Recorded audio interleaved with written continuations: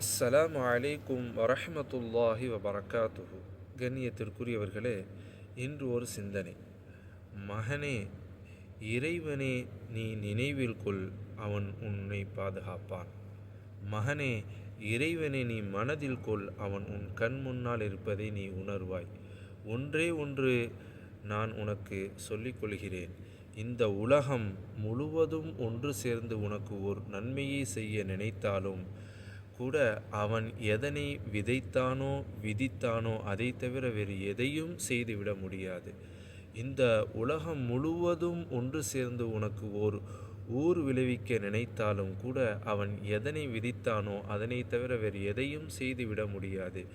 எந்த ஒரு உதவியை கேட்பதாக இருந்தாலும் அவனிடமே நீ கேட்டு பெற்றுக்கொள்.